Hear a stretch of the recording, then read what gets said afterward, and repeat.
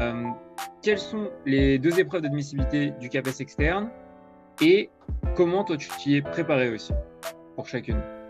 Alors, donc les écrits, il y en a deux. Donc, le premier écrit, c'est l'écrit qu'on appelle de type 1. C'est un écrit de synthèse scientifique. Donc, grosso modo, alors, à l'époque, il y avait différents moyens. Aujourd'hui, ils ont l'air de s'être fixés sur un seul type de sujet. C'est une synthèse scientifique avec un sujet précis. En l'occurrence, cette année, c'était sur les ophiolites.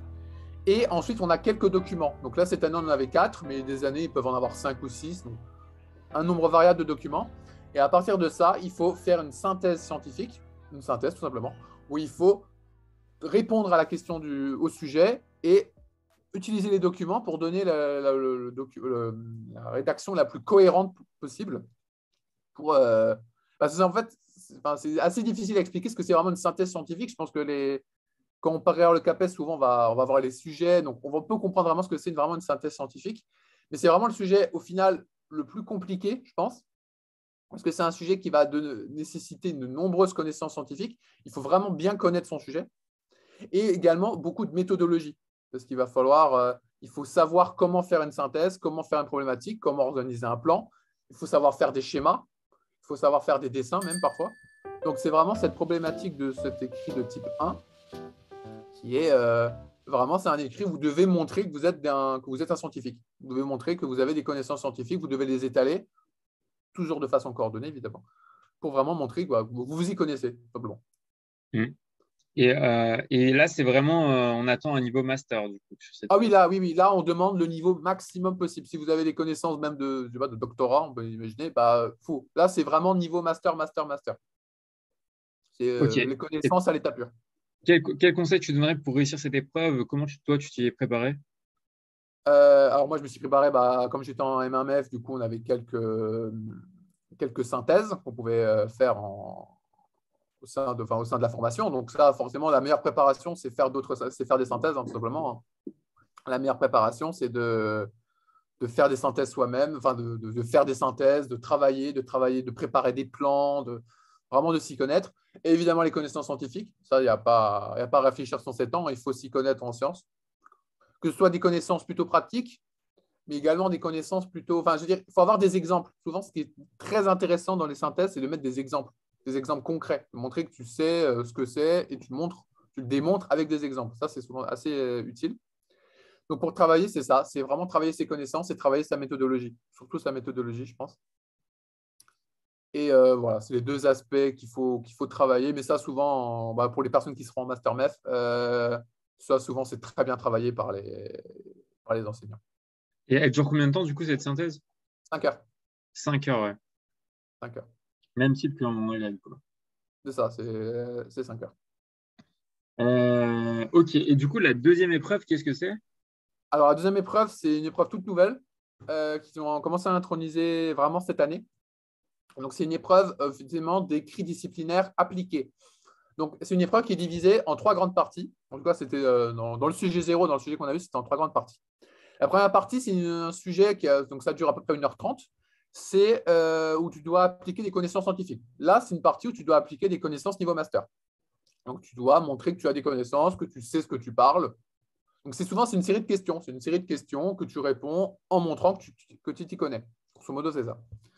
La deuxième partie, c'est une partie donc, qui dure officiellement 1h30. Donc, c'est une partie où, après, chacun arrange son temps comme on veut, comme il veut, bien évidemment. Cette deuxième partie, c'est également une série de questions avec différentes parties qui vont essayer que le candidat montre différentes capacités à être enseignant. Donc, en fait, à titre d'exemple, on peut avoir didactisé un document. On a un document et on explique, décrivez comment vous le didactiserez pour une classe de 6e, pour une classe de 4e.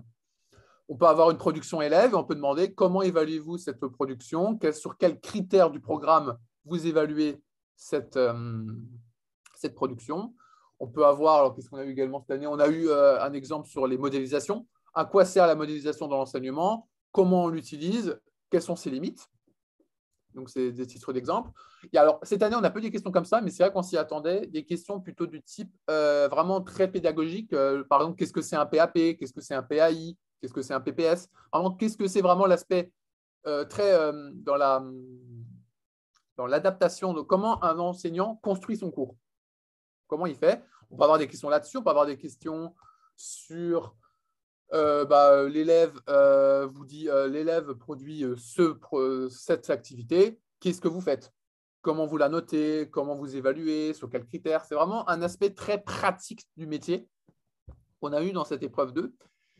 Et on peut également avoir totalement la création de séances ou d'activités. Donc ça, je pense qu'à peu près, tout le monde voit à peu près ce que c'est une activité ou une séance. Et on va devoir tout simplement en faire une. Vous avez des documents fournis et on vous dit créer une activité sur ce thème. Et vous devez créer une activité sur ce thème, les questions que vous posez aux élèves, les réponses attendues, c'est très important, et aussi de montrer le cheminement dans votre tête. En gros, vous faites cette question-là, pourquoi vous la faites? Vous faites cette question-là, pourquoi vous la faites? C'est vraiment cet aspect très pratique. C'est vrai que c'est assez difficile à décrire comment ça se déroule. Je pense que le mieux, c'est de voir simplement le sujet de cette année et le sujet 0. Et enfin, la troisième partie, c'est la partie la plus longue. C'est une partie qui dure 2 heures. Et là, en fait, il faut créer une séquence. Donc, une séquence, on nous rappelle juste une séquence, c'est un assemblage de séances sur un thème du programme. Et en gros, ce qu'il vous demande, c'est de créer une séquence. Donc, en gros, de mettre le plan des différentes séances, la transition entre chaque séance, l'activité que vous faites dans chaque séance, sans la détailler, mais vous devez au moins dire « je fais cette séance parce que je veux travailler telle et telle compétence du programme ». Et dans ce cas-là, parce qu'évidemment, vous avez en document imposé, vous avez le programme. Évidemment, le programme, on n'a jamais à le connaître par cœur, heureusement. Vous avez le programme et vous devez vous baser sur ce programme pour créer des séquences. Bon, une séquence. Donc, alors, je sais que ça peut paraître un peu fouillu, mais c'est un sujet assez compliqué parce que personne vraiment savait ce qui allait nous attendre. Ils ont vraiment essayé de créer quelque chose un peu, mais qui, bon, a priori, a plutôt bien marché. Donc, on verra comment ils font l'année prochaine, mais c'est vraiment, en fait, il faut vraiment, ça pour le travailler, il faut vraiment être enseignant, en fait, faire de la diversification, travailler avec ses élèves, créer des activités pour vraiment avoir cette expérience dans la création d'activités. D'accord. Et du coup, comment enfin, au total, déjà, combien de temps dure l'épreuve et toi, comment tu t'y es préparé à cette épreuve? Donc ça, c'est 5 heures aussi, cette épreuve. Donc c'est 5 heures aussi. Et alors, comment s'y préparer? C'est justement la grande question. C'est que c'est très difficile de s'y préparer. Ceux qui sont actuellement enseignants, donc ceux qui, par exemple, qui vont faire de l'alternance, qui seront enseignants l'année prochaine en M2, eux la prépareront naturellement parce que quand ils feront leur cours avec les élèves, ils vont naturellement préparer cette épreuve. Et pour les personnes qui ne sont pas actuellement enseignants, le mieux, c'est notamment à l'INSPE. Souvent, il y a quelques activités à l'INSPE qui permettent de s'adapter, de savoir un peu comment créer une activité, comment lire le programme, parce qu'un programme, c'est bien, mais un programme, ça se lit. Il faut le comprendre, le programme. Comment comprendre comment le programme s'articule. Donc, c'est vraiment, je sais que ça paraît très fouillu, mais c'est vraiment compliqué. C'est vraiment une épreuve où, en fait, on a l'impression qu'on n'a pas besoin de réviser, mais qu'au fond, il faut vraiment avoir cette expérience pour vraiment bien se mettre dans cette épreuve. C'est vraiment l'épreuve la plus… Autant la synthèse scientifique, elle est… Bon, ça on sait à quoi s'attendre. Ça, il n'y a pas de doute. On sait ce qui va nous attendre. Ça, on est bien calé là-dessus. Autant l'épreuve type 2, elle est souvent assez floue, on va dire.